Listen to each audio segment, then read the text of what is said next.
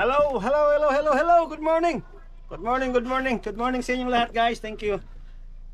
Good morning, good morning. Ikakarga ko lang itong aking mga tires.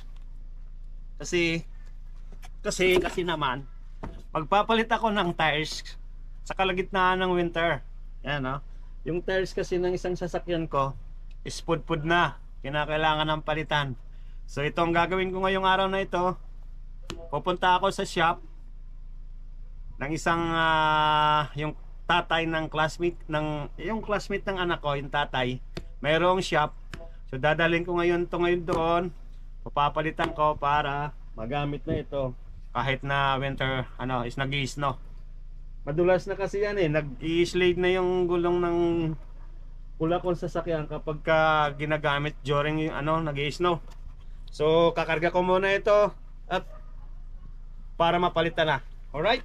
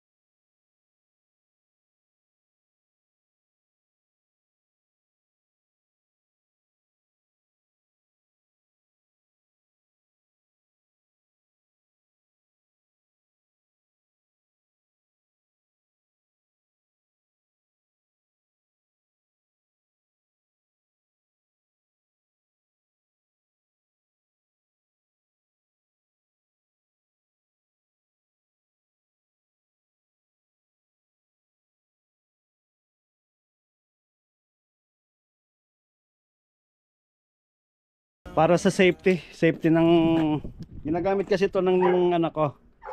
Yung pulang yan. Ginagamit yan ng anak kong bunso. Yung pangalawa nagsasalitan sila diyan. Ito yung ginagamit ko lagi pang araw-araw. Yung truck. So ayan, yung gulong na yan papalitan na kasi pudpud na. Lahat apat. Yan, apat ng gulong. Papalitan yan. Magbabago ng sapatos. Si kulay red na tukson. Alright. Huy. Makamig pa rin sa amin. Paligiran namin. Puro snow pa din. Wala pa rin pagbabago.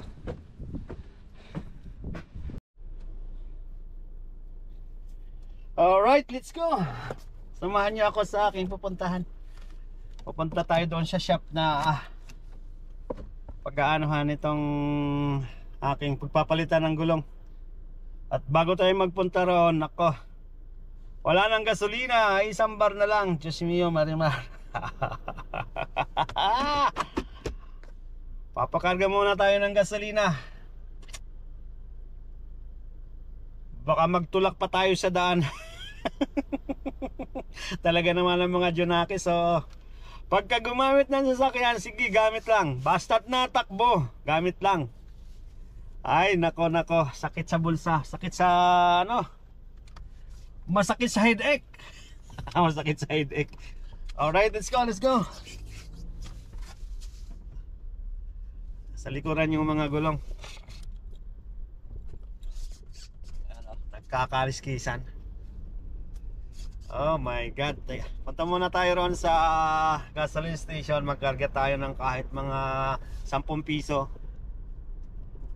Para lang hindi tayo, sigurado lang, para masigurado natin hindi tayo magtutulak mamaya. Mahirap magtulak, ang lamig, aba.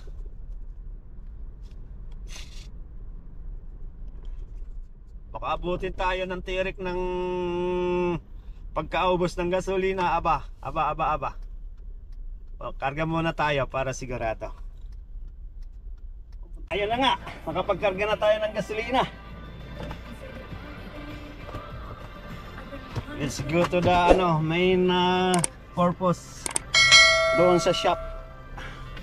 Taylor Swift moves down one spot to number 2 this week with Is It Over Now. If you were a star who had a ton of money at your disposal, what kind of things do you think that you would spend it on? It might be hard to just not go crazy on spending all your money eating out for every meal. Jack Harlow Punta tayo sa main purpose kung bakit tayo nandito sa kalsada ngayon. Magpapalit ng gulong. He only eats the food that his manager puts in front of him to make sure that he's not overindulging too much, which helps him stay as healthy as possible. I think personally, I would just travel with a masseuse on the road. So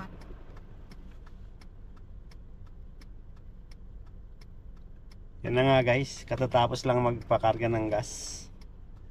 Lalabas pa lang, napaka-busy naman. Busy ang kalsada. Palabas pa lang ako, oh my God. Ayan na, wala na rin. Inabot na naman ako ng siyam-siyam dito. Fuck.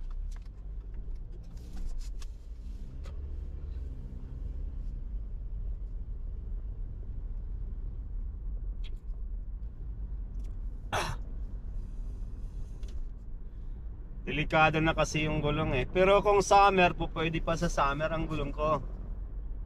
Isa yan sa mga recommended. Kung natatandaan nyo yung video ko nung nagpa-MBI, isa yan sa mga recommended na palitan ng gulong. So since then, hindi ko pa napapalitan. Ngayon lang uli. Ngayon, anong month ba yon? Anong month ko ba pina-MBI ito? Hindi ko na matandaan. So ngayon nga lang ako ulit nakakataon na nakabili ng gulong. Hindi na kasi safe. Ginagamit kasi ito ng mga Junakis ko. Pagka may mga yelo na, snow, nag-i-slide na siya. Delikado. Para safety yung mga Junakis na gumagamit dito. Kaya hindi na masama na magpalit ng gulong for their own safety, di ba? Yun naman ang natin eh, lagi silang safe. So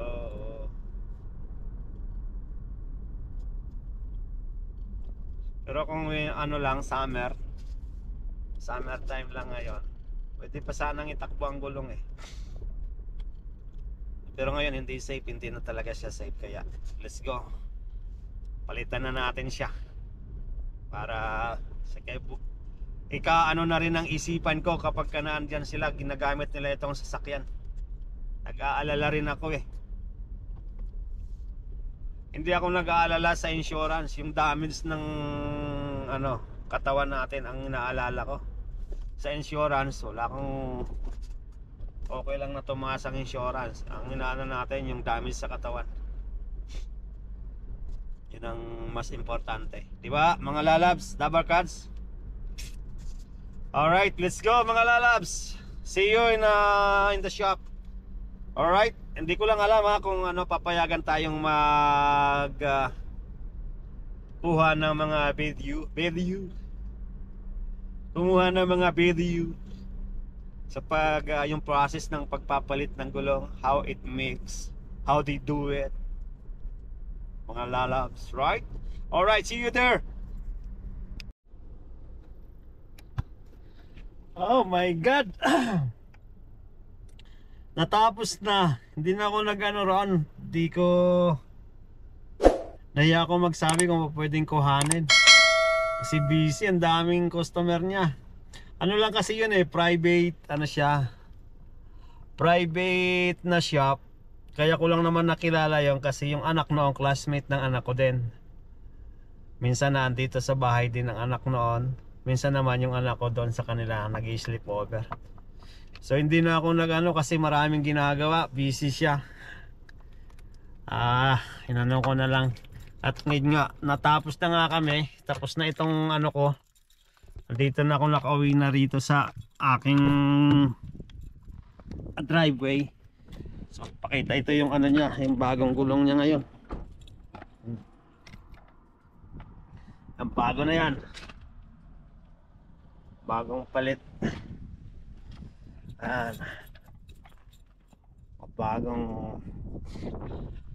Bago na siya. Ang lamig, nananigas na yung mga paa ko. Bali, ito yung accomplishment ko nitong araw na ito.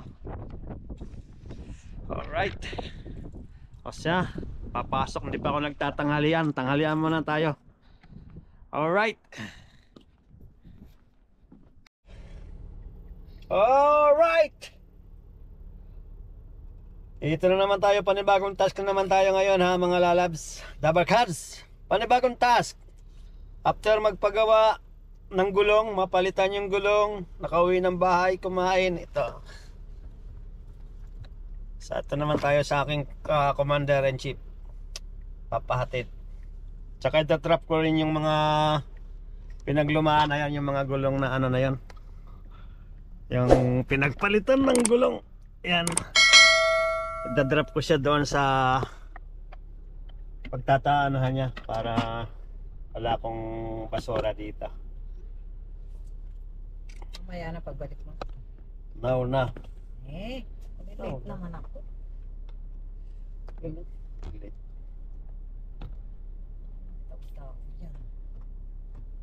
Alright. Diyan lang kayo. Samahan nyo ako ha. Samahan nyo ako. Samahan nyo ako hanggang sa makabalik ulit ako rito sa bahay. Yan ang aking ano ngayon, Sunday ano, obligasyon ko sa Sunday. Kaya walang light.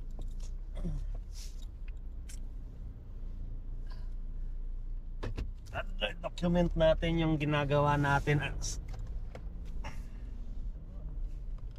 mga typical na ginagawa natin kapag walang pasok. Ito, ganito ang buhay ko. Ganito ang buhay ko kapag ako'y walang pasok sa trabaho. My goodness, my life is so freaking beautiful. Huwag ka nang makipag-holding hands pa dyan. Meron siyang date sa kanya mga girlfriend, si Commander-in-Chief. Hindi ko naman siya na-date kaya inahayaan ko na siyang makipag-date sa kanya mga girlfriend.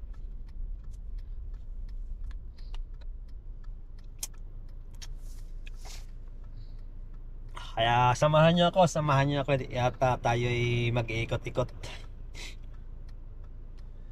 Mamamasyal ako. Ito ang aking version ng pamamasyal pag walang trabaho. Ang ganda ng sikat ng araw sa amin pero napakalamig sa labas.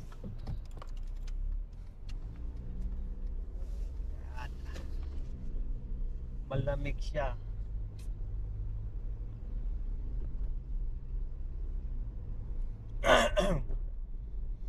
Sakit na naman ang lalamunan ko.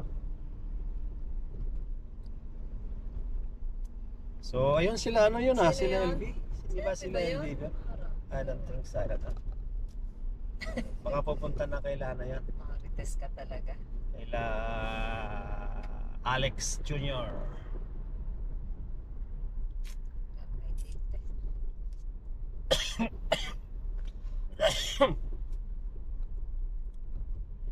Guys, dyan lang kayo ha. Samahan nyo lang ako at tayo ay maggagala-gala sa mga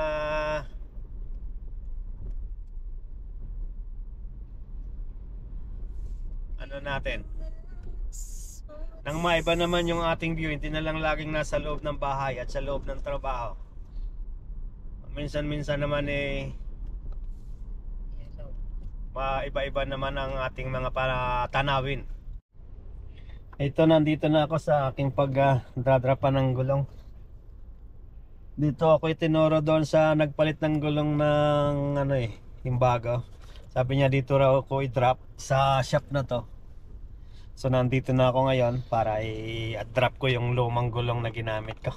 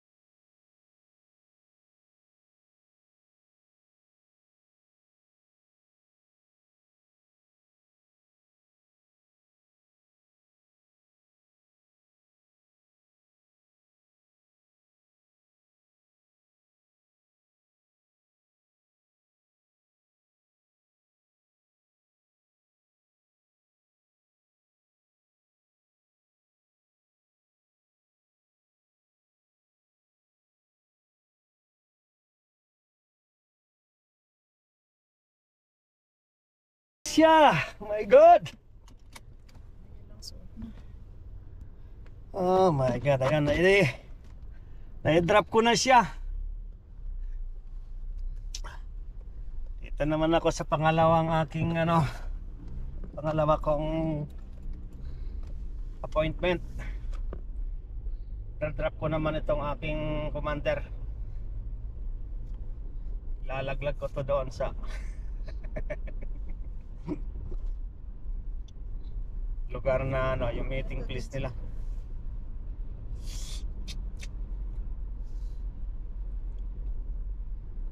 Sira. God. Yung gulong na tinanggal ko dito, yung luma na tinanggal dito sa na to. Kung sa atin lang, pwede pa eh. Yan nga, sabi.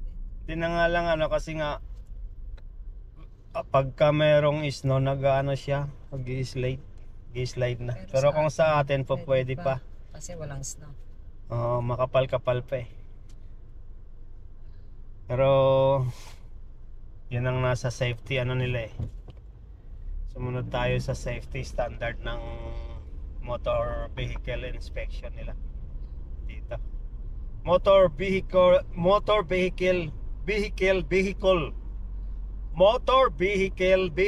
rules and regulations. If it's winter, dapat gumamit ka ng winter tire.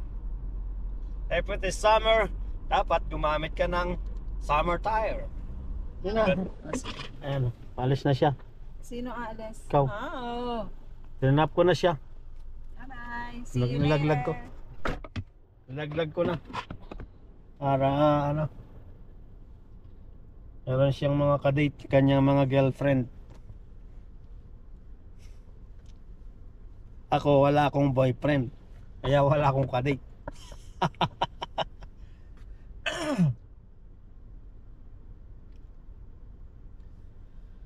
Oh my God. Alright, biyahe na naman ako pa uwi.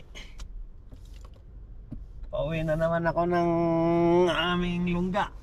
Doon naman ako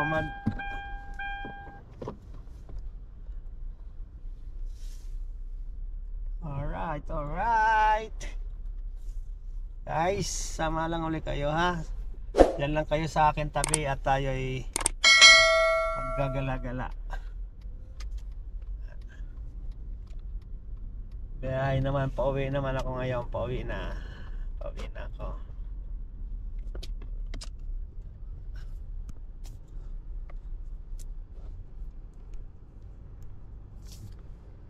Pauwi na ako sa aming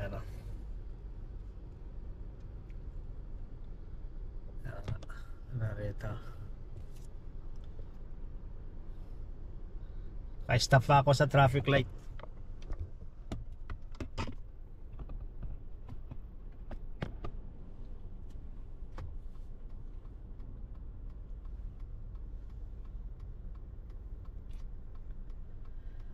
Oh my, ay sadyang kaligayahan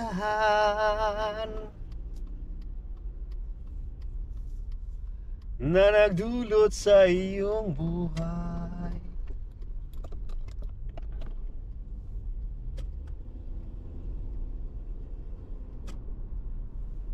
Alright. Let's go home, guys. Uwi na tayo. Tapos na maya, susunod na naman tayo. Ganyan ang buhay. Napakahirap na isang buhay driver.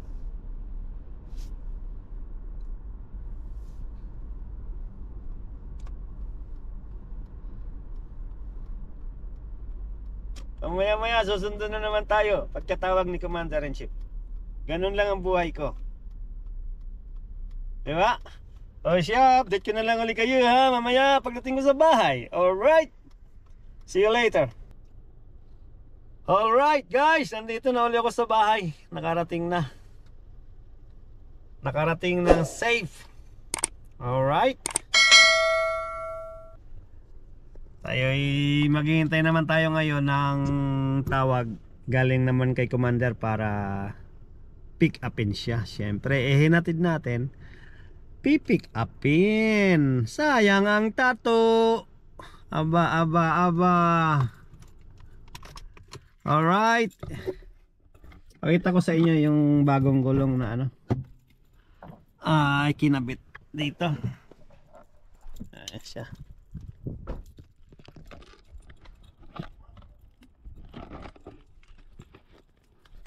Ayan siya. Yan. Bagong yan, apat na gulong. Yan, apat na gulong. Yan.